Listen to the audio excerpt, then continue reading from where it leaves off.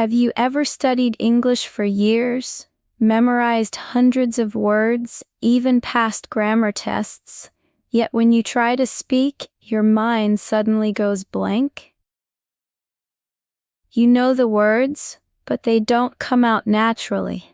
You hear native speakers say things like, "I'm good, thanks," or "no worries," and you wonder, why do they sound so confident and effortless while I still sound like I'm translating every sentence in my head? You're not alone. Every learner goes through that moment of silence, that frustrating pause where the brain works too hard and the tongue moves too slow. But today, that changes. Because in this lesson, you'll discover 7 real English phrases that native speakers use every single day, but no one teaches in school.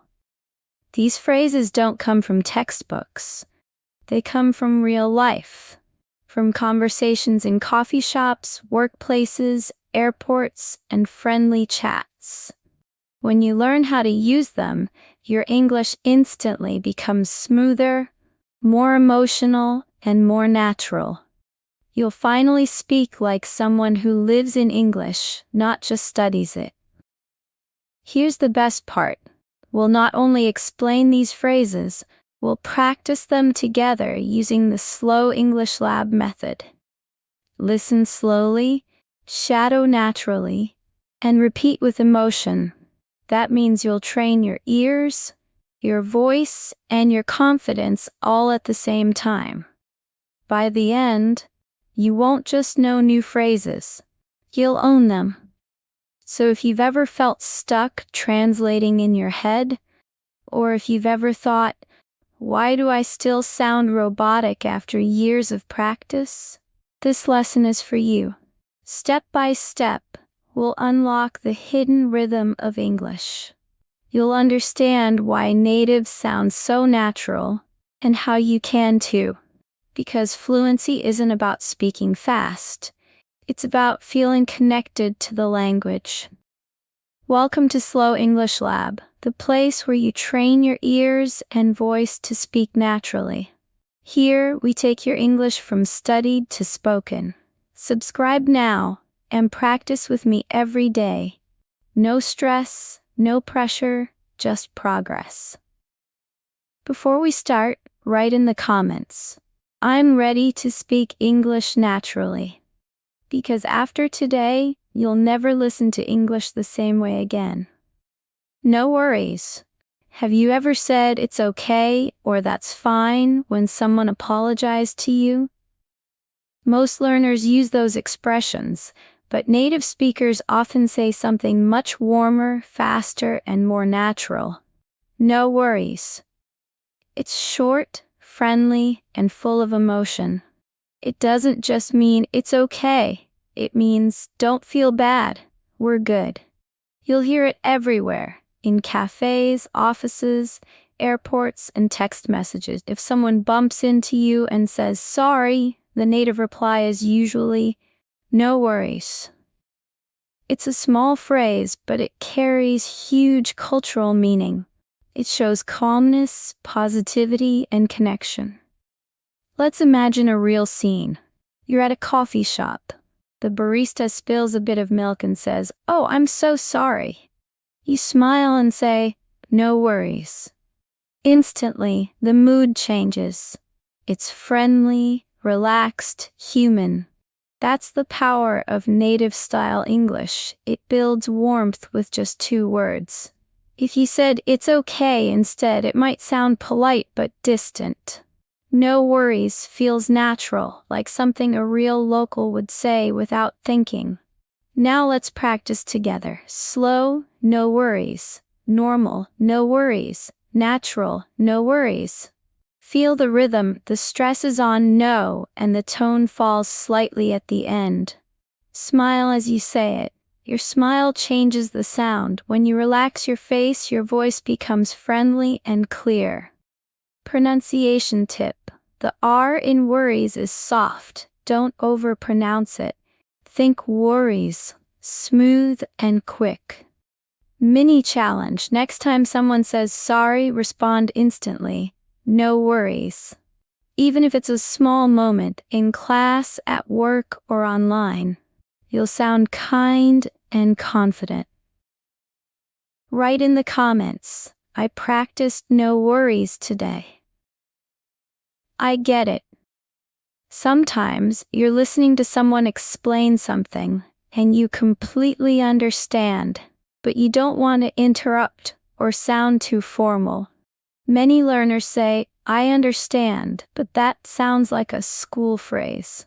Native speakers rarely use it in casual conversation. Instead, they say, I get it. It's short, emotional, and natural. It means, I understand what you mean, or I see your point, but in a relaxed, friendly way. You can use it with friends, coworkers, or even teachers. It's universal and fits almost any situation. Imagine this. Your friend says, I was late because my car broke down.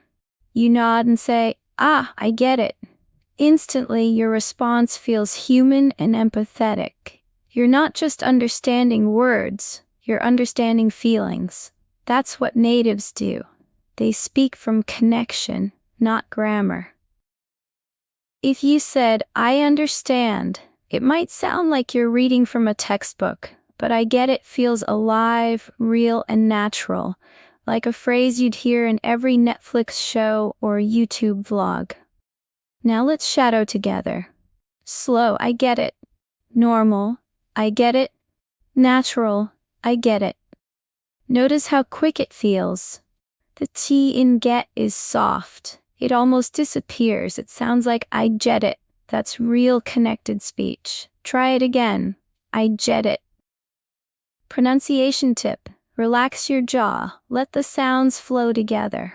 It's not about perfect grammar. It's about rhythm. Mini challenge. Today, when someone explains something to you in English, on YouTube, or even in your thoughts, say out loud, I get it. Train your brain to respond in English automatically.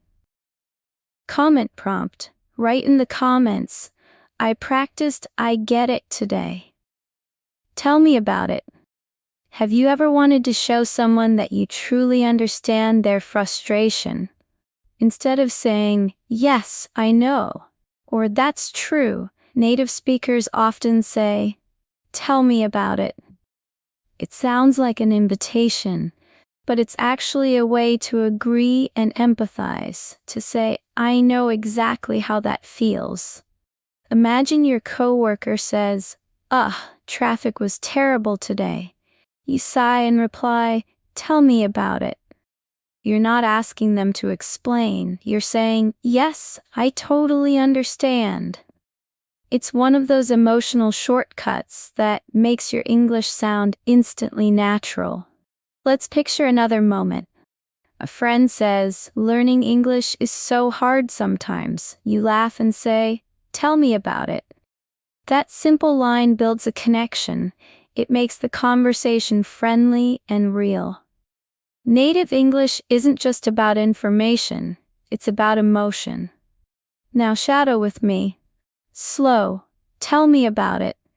Normal, tell me about it. Natural, tell me about it. Yes, natives often drop the sound, it becomes bout. Try it again with feeling, tell me about it. Pronunciation tip. Use rising tone on tell me and fall slightly at the end. That rhythm shows empathy. Mini challenge. Next time someone complains or shares a story, reply with tell me about it. It will make your English sound instantly relatable. Comment prompt. I practiced tell me about it today. The next one, phrase 4, is short but powerful. It's how natives sound confident even when they're not sure. Sort of. When natives speak, they rarely sound 100% sure about everything. They often soften their tone with small phrases like sort of. It means kind of, or in a way.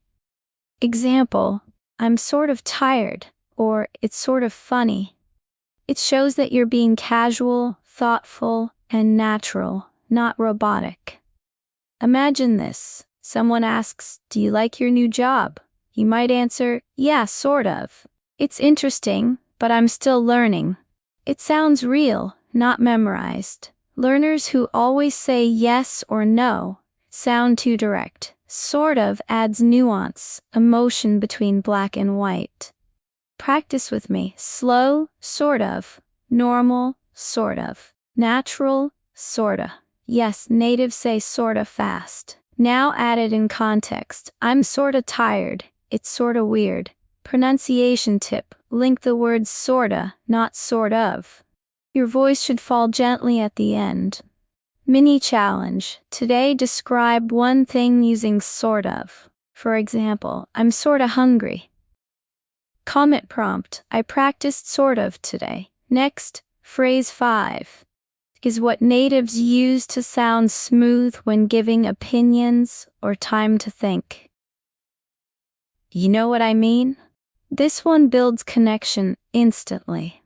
It's not just a question, it's an emotional bridge. When natives say, "You know what I mean," they're not testing you. They're checking understanding, keeping the rhythm alive. Example. It's so cold outside, you know what I mean? It's how speakers include the listener, like saying, "Do you feel me?" or "Can you relate?" In conversation, it creates flow. Without it, speech can feel flat. With it, it feels natural and interactive. Shadow this rhythm. Slow, you know what I mean? Normal, you know what I mean? Natural, you know what I mean? Try it with feeling. Make it smooth, like water. Pronunciation tip. You know what I mean flows as one sound. Don't pause between words. Mini challenge. Use it once today when expressing an opinion. Example. English is tricky sometimes, you know what I mean? Comment prompt. I practiced, you know what I mean today. Now get ready. Phrase 6 is something natives use constantly to change topics naturally, without sounding awkward. By the way, this phrase is magic for conversation flow. It means speaking of something else or changing the subject.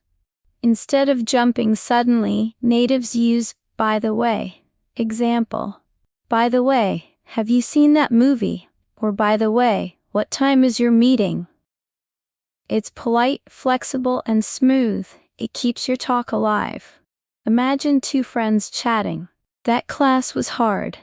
Yeah. By the way, did you do the homework? It sounds natural, not robotic. By the way is like a bridge between ideas, perfect for keeping English conversations flowing effortlessly.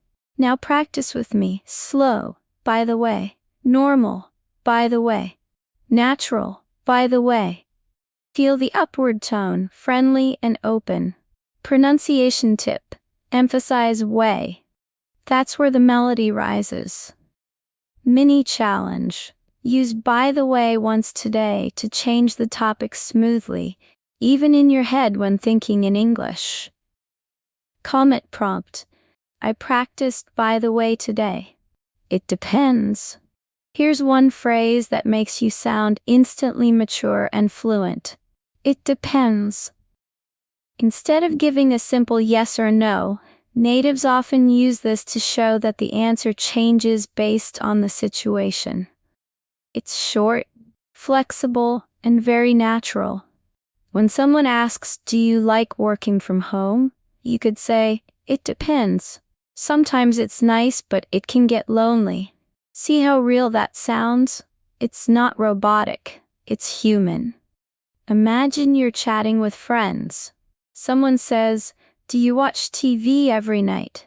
Instead of "No," try "It depends. If I'm tired, yeah. If not, I read." That rhythm, that balance, makes your English sound thoughtful, conversational, and alive. Let's shadow it. Slow, "It depends." Normal, "It depends." Natural, "It depends." Notice how the tone falls slightly on depends. That's the confident sound of a fluent speaker. Pronunciation tip: keep the T soft and the stress on pens. Say it smoothly, not stiffly. Mini challenge. Today, when you hear any yes-no question, even in your head, answer with "it depends." Train your brain to think naturally, not mechanically. Comment prompt: I practiced "it depends" today. Now let's move to phrase 8, one that natives use to show surprise or disbelief in a friendly way. No way. When something surprising or unbelievable happens, natives don't say "really" or "I can't believe it." They say "no way." It's fast, emotional, and full of life. It can mean shock, excitement, or even happiness. Example: friend, I passed the exam. You "no way, that's awesome." It's not about refusing, it's an emotional reaction. Picture this. Your friend says, I met Taylor Swift yesterday. You laugh and say, no way. It's automatic, energetic, and friendly. Shadow it. Slow. No way. Normal. No way. Natural. No way. Stretch the vowel for emotion. Pronunciation tip: raise your pitch on way. It gives energy and excitement. Mini challenge. React to any good news today by saying no way, even if you're alone. Feel the emotion, not just the words. Comment prompt: I practiced no way today. Next. Phrase 9 is how natives sound polite and confident when making requests or small talk. Could you?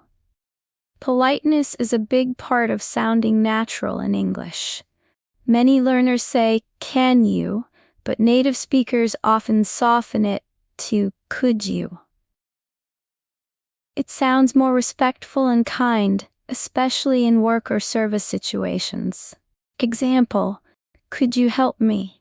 Could you pass the salt? Or could you tell me where the station is? The difference between can you and could you is emotion. Can you is direct. Could you is friendly. It's not about grammar, it's about tone. Let's shadow together. Slow: could you help me? Normal: could you help me? Natural: could you help me? Yes, natives connect it like that. Pronunciation tip: could you becomes coulda. Practice it gently. Could you help me? Mini challenge. Today, ask for something in English using could you, even if it's just in your thoughts. Comment prompt: I practiced could you today. And now, phrase 10, the final one, used by natives to end conversations naturally and politely. Catch you later. When native speakers say goodbye casually, they rarely say goodbye. That sounds too formal. Instead, they say catch you later. It means see you soon or talk to you later. It's friendly, quick, and full of connection. Imagine you're finishing a chat. All right, I've gotta go. Catch you later. It feels natural, warm, and real, like something a local would say without thinking. Shadow with me. Slow: catch you later. Normal: catch you later. Natural: catch ya later. That's how natives say it fast. Pronunciation tip: the U becomes ya. Catch ya later. Keep it light and cheerful. Mini challenge: use catch you later today instead of goodbye. Feel how friendly it sounds. Comment prompt: I practiced catch you later today. Conclusion: speak like a native, think like one too. You did it. You didn't just learn phrases, you learned rhythm, tone, and emotion. Each phrase you practiced today, no worries, I get it, tell me about it, sort of, you know what I mean. By the way, it depends. No way, could you, catch you later, carries more than words. It carries feeling. You've stepped into the real sound of English, not the classroom version, but the living version. And that's how fluency begins. When you stop chasing perfect grammar and start focusing on connection, your English changes from something you study to something you feel. Think about it. Every time you shadowed with me, your brain was learning to think in English without translation. You were building neural patterns for real conversation. That's what natives do. They speak with flow, not fear. And that's exactly what you're learning here, one video at a time. So don't stop now. Practice one phrase per day this week. Use no worries when someone apologizes. Say I get it when you understand. End a conversation with catch you later. Every phrase is a small step toward fluency, and every repetition builds confidence. Fluency isn't magic. It's muscle memory. And if you've stayed with me until this moment, that means you have discipline. That's what separates dreamers from speakers. You already have what it takes. You just need to keep your rhythm going. So let's make a promise right now. In the comments, write, I will think in English 24/7. Because that mindset changes everything. From today on, you don't translate English, you live it. Subscribe to Slow English Lab, the place where you train your ears and voice to speak naturally. Join thousands of learners building real fluency through slow listening, shadowing, and emotion. And remember, every word you repeat, every sound you feel is progress. You're not just learning English, you're becoming fluent. One slow rhythm at a time. Catch you later.